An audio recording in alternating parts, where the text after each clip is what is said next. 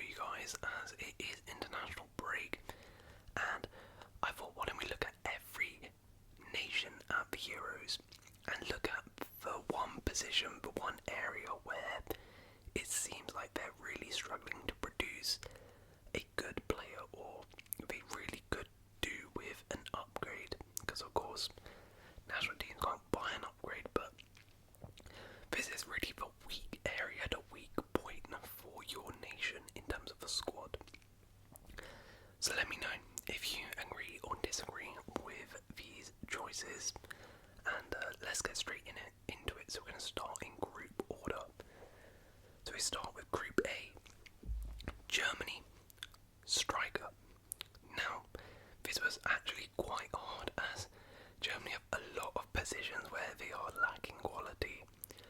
The right backs and left backs are both trash and are honourable mentions, but I'm gonna go striker because this used to be such an iconic position for Germany.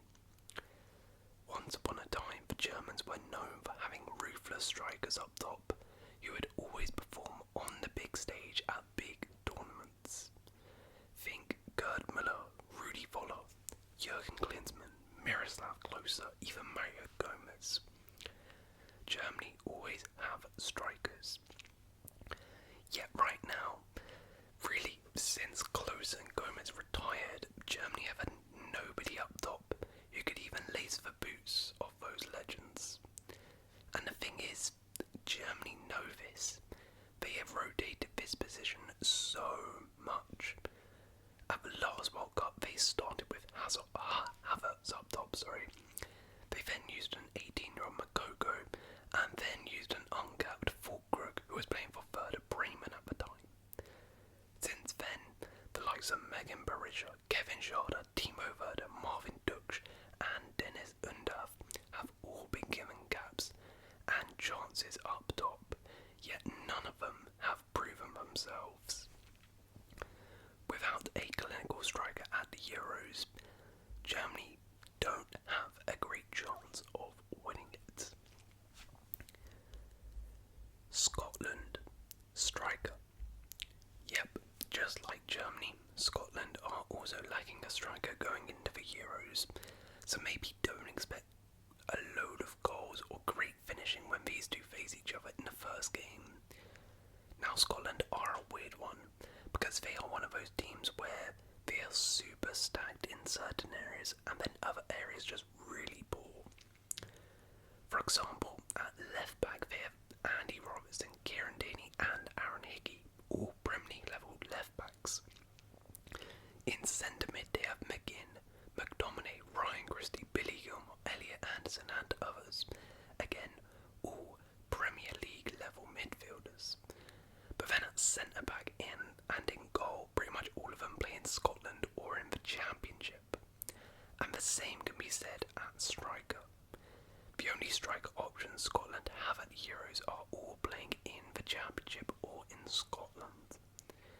And unfortunately, none of them are absolutely killing the leagues either, besides Lawrence Shankland, who to be fair has scored 20 goals this season for Hearts, but he's unproven on the international level, only having 3 caps to his name so far, and the only other time he played outside Scotland, he got just 5 goals, and that was in the Belgium league. Meanwhile, the other choice is Lyndon Dykes or Jay Adams, who both are playing in the Championship, and between them have 14 goals, which, to be fair, is okay, but when you're in a group with Germany, you don't really want to be relying on those two to score you the goals. Hungary, striker. Okay, I promise, not every nation is going to have striker as their choice, but it just so happens that Hungary, also in Group A, lack a great striker. Also, for nations like this where I don't know too much about their squad, it is also just a lot easier for me to pick the striker if I've never heard of him in my life, and that's exactly what's happened here. The current striker for Hungary appears to be Martin Adam, a 29-year-old who is currently playing in the Korean League. He's made 19 appearances for Hungary and got just 3 goals, which is a pretty poor return, and the 2 backup options are both playing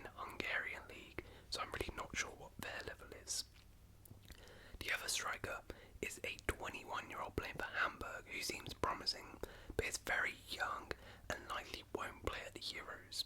So I don't really have too much faith in Hungary strikers scoring the goals. Maybe this Martin Adam guy is a beast, but I mean, based on his record, it doesn't seem it. Switzerland wingers. Now, I'll be real, I was gonna go striker for them, but I thought let's mix it up, as if I went striker for the 4th time in a row, most of you would stop watching. Anyways, I've gone for wingers for Switzerland, both left and right wing, but mainly left.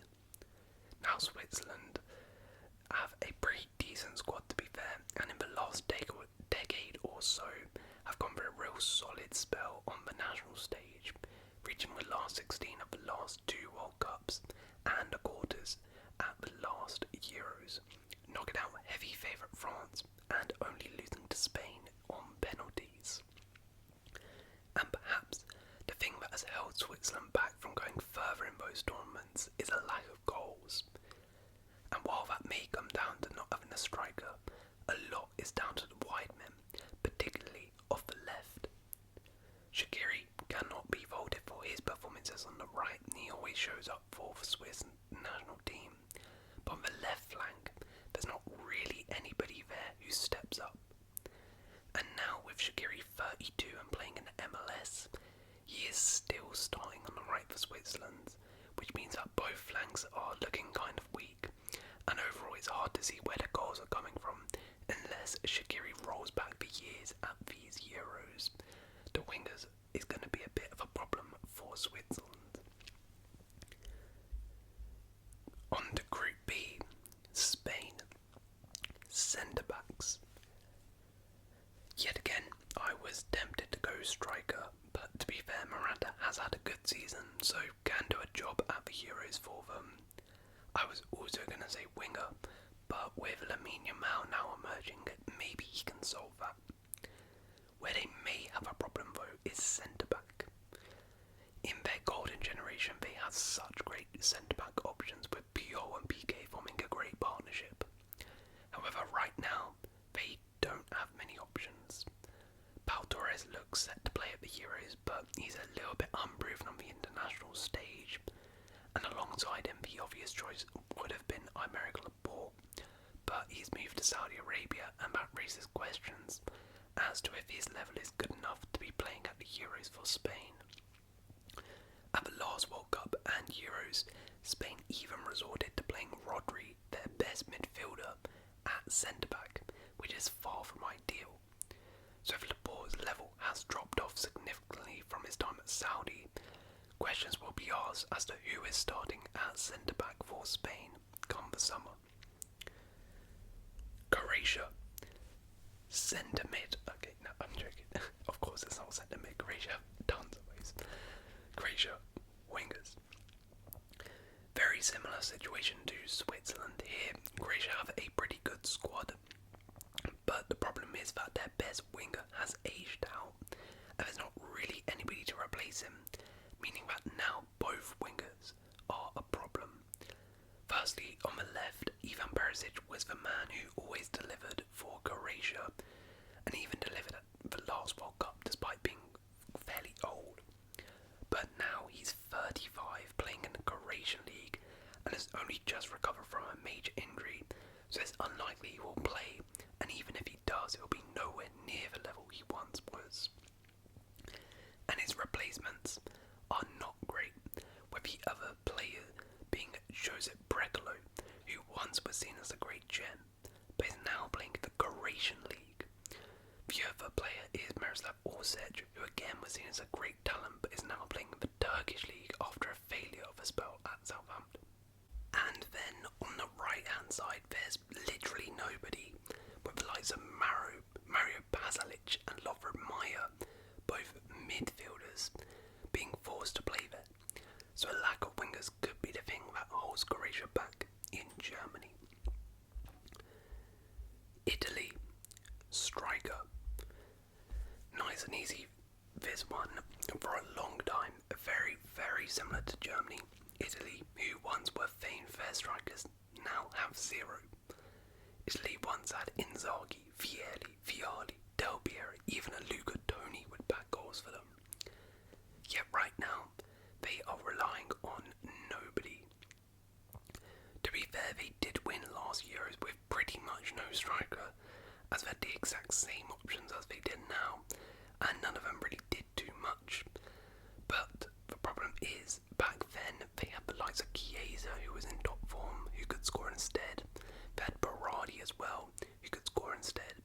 Whereas now, Chiesa's barely playing, and Berardi is likely to miss out through injury.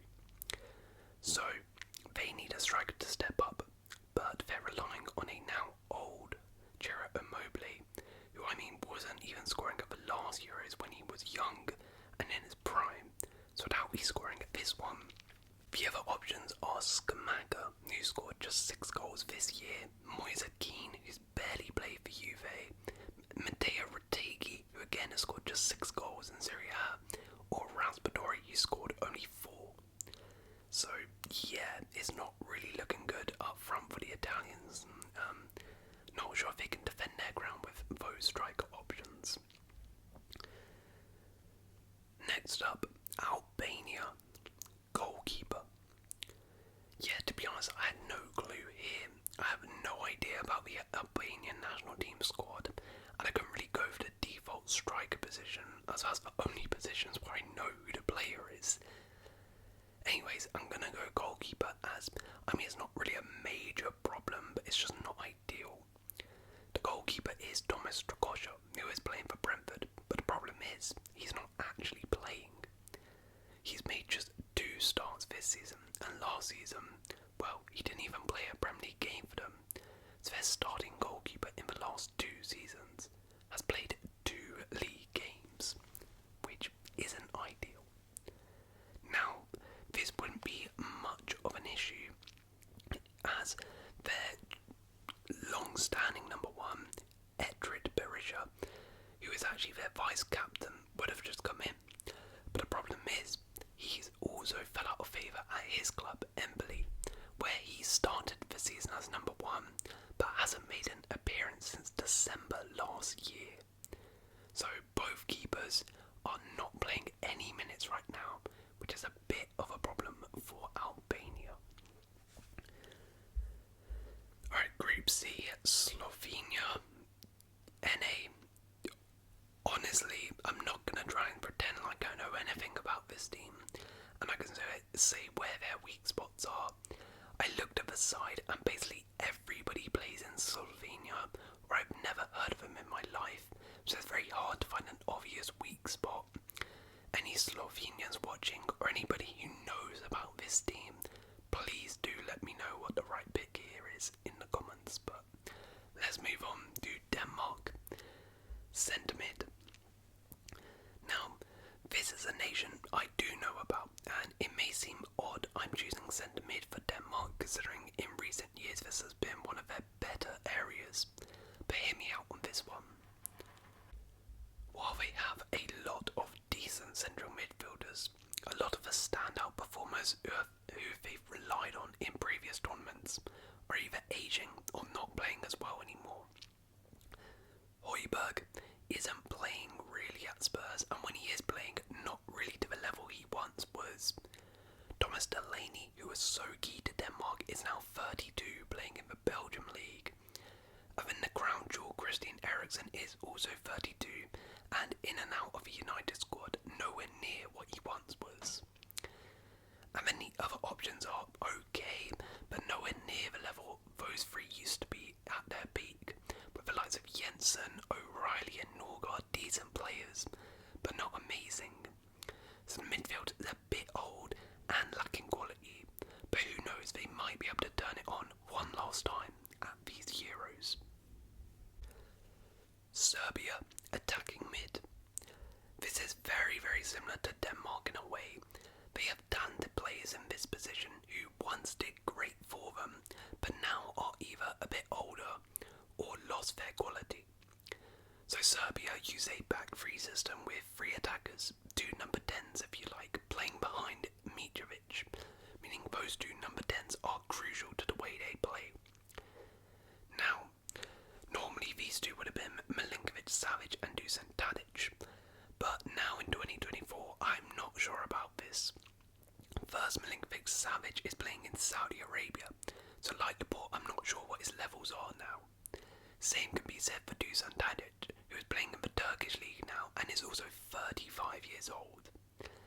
The other options are not great either, with the likes of Philip Duric, who scored 3 goals in the Greek league this year, the only other option they use. So if those two have lost their quality, it could be over for Serbia's attack. England, centre-back. No need for research here, I can speak straight from the mind and heart here. As an England fan, I'm not actually being biased here, but there's not too many major issues with this squad, to be honest. Perhaps the one issue could be centre-back, as we lack depth. And also kind of a real strong partner to John Stones. Stones is great, but the problem with him is he's always injured, and there's a very real chance he gets injured and misses the Euros. And if that happens, then behind him the drop-off is huge. The other options are the likes of Gonza, Dunk or Branthwaite, all of which don't have experience at the international level really. And then alongside Stones is likely to be Maguire, who to be fair does well for England, but doesn't really fill you with confidence. So centre-back could be an issue if Maguire drops a stinker or Stones get injured.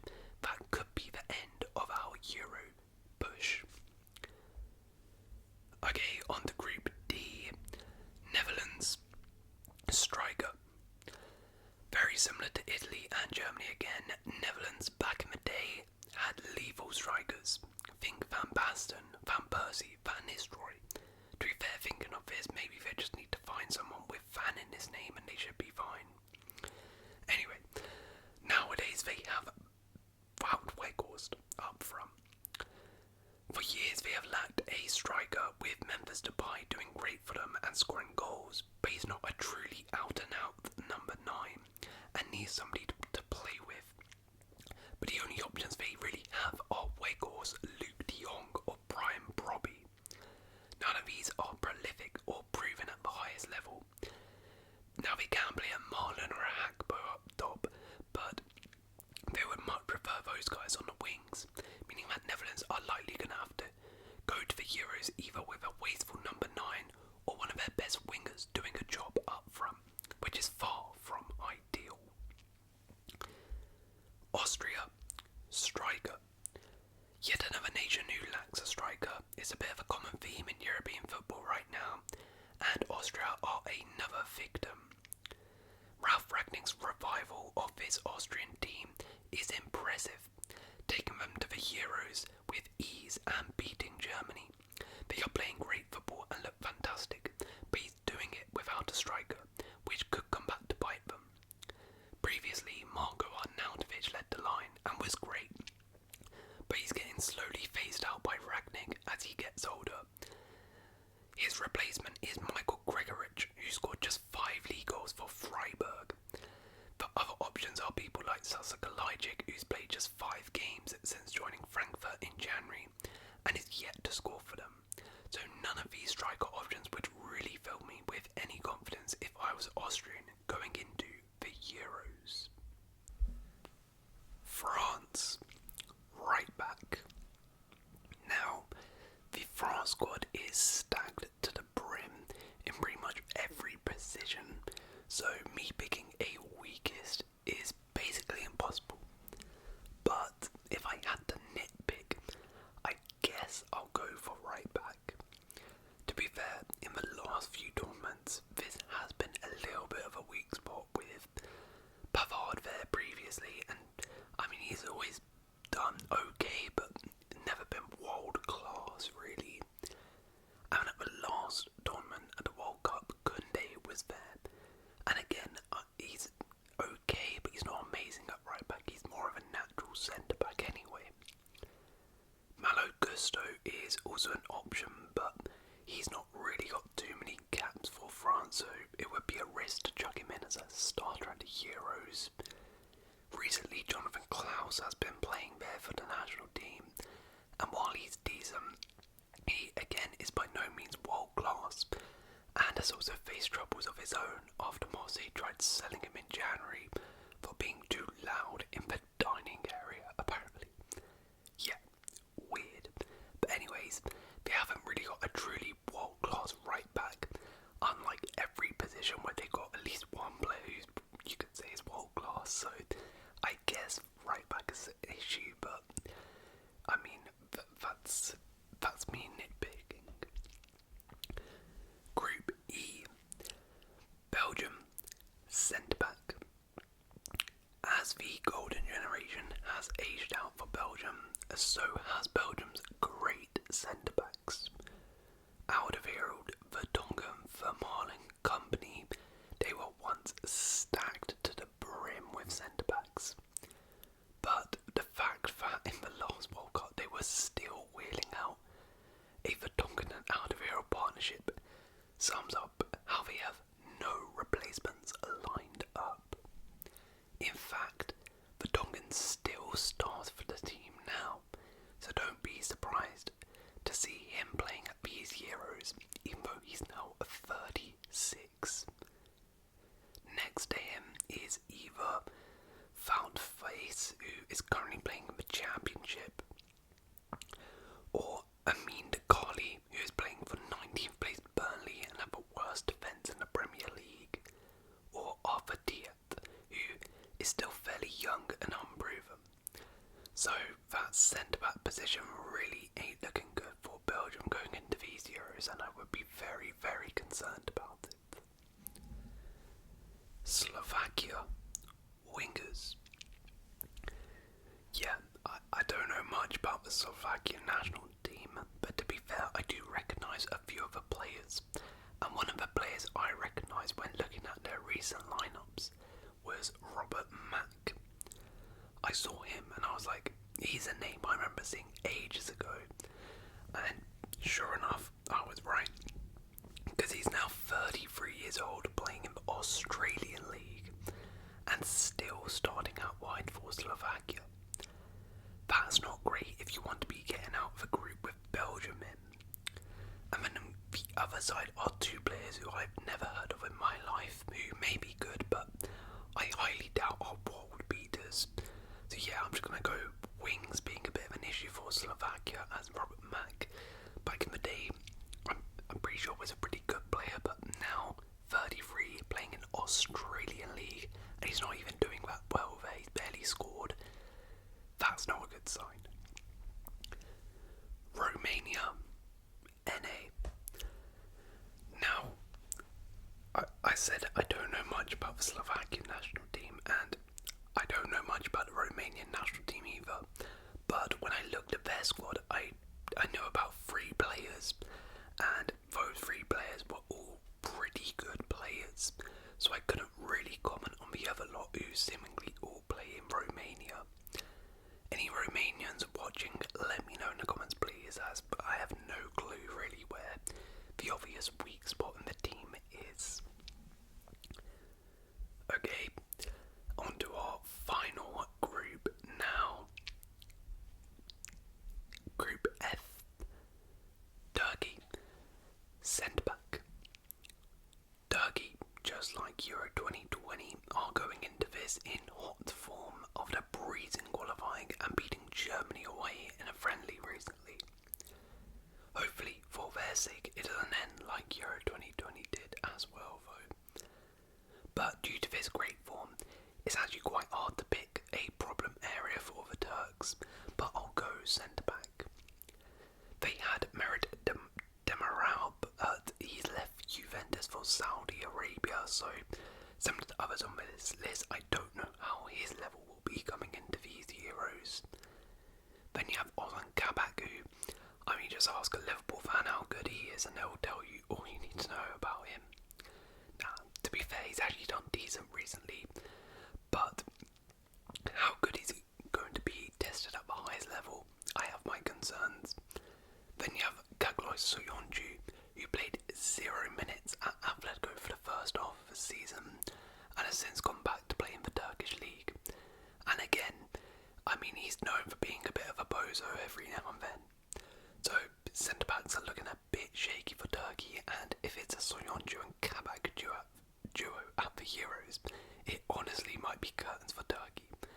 especially when they have Portugal in their group. Portugal, striker. Well, speaking of Portugal, they're up next with the most controversial pick here, as I'm saying for Portugal, with Cristiano Ronaldo, their striker. I'm saying they have a striker problem. Well, hear me out, Ronaldo fans, before you start writing hate comments and calling me an idiot, a Messi fanboy, whatever. Firstly, Portugal is one of, if not the hardest on this list. Genuinely, I was going through every position and struggling so much to find a weak area. So me saying striker is not saying striker is an issue, just simply it could be maybe slightly weaker compared to other areas of the squad, because the other areas are truly sensational. The thing with striker is, I just have some questions. First, Ronaldo is very old now. He's in his 40s. He's playing in the Saudi League. We saw at the last World Cup, he did show signs of decline. How is he going to look after being 2 years older and having played those 2 years in Saudi Arabia? I don't know. He may well be great and roll back for years, but we don't know. Then his backup in Gonzalo Ramos has barely kicked the ball at PSG, which is far from ideal. Diego Jota, who could also play up front, is very injury prone and may even be injured for the Euros, as he's currently out with a long-term injury. So, if Ronaldo isn't up to the level, which, could be a possibility potentially, then their backups may not be up to it either, which is a bit of a problem for Portugal. But as I said earlier, this was a very, very hard pick, and it's nothing against Ronaldo. I just have my questions on how good he and the other striking options could be for Portugal. Okay, and finally we have Czech Republic, goalkeeper. So we end with a bit of a bad one, to be honest, as I've gone for a bit of a cop-out. Again, I don't really know much about the Czech team, but having a look at goalkeeper, it seems to be an issue. In the last year, they have called up 7 different keepers to the team, which doesn't fill me with confidence, but they have a number 1 set. Previously, it was Thomas Vasilic, but he's now old and playing at a low level, so it's unlikely to be starting now. Next in line was Pavlenka, who I don't really know what happened to him, but seemed like his level has dropped and he doesn't play anymore for the national team. So that leaves Shinlig Stanik, who is now their starting keeper, a former Everton Academy product weirdly, but he's played in the Czech League his whole life and has only got 7 caps at the national level. So he is very, very inexperienced at this level, and I don't know if he's capable to do it at the Euros. And then, if he isn't, well, the other 2 keepers they have called up for this international break have 0 caps between them. So a lack of experience in net could be a bit of a problem for the Czechs at the Euros. But there we go. That is the problem area, the position where every club is failing to produce a player. Hope you guys have enjoyed this video, and if you have enjoyed, please leave a like, consider subscribing. I'll see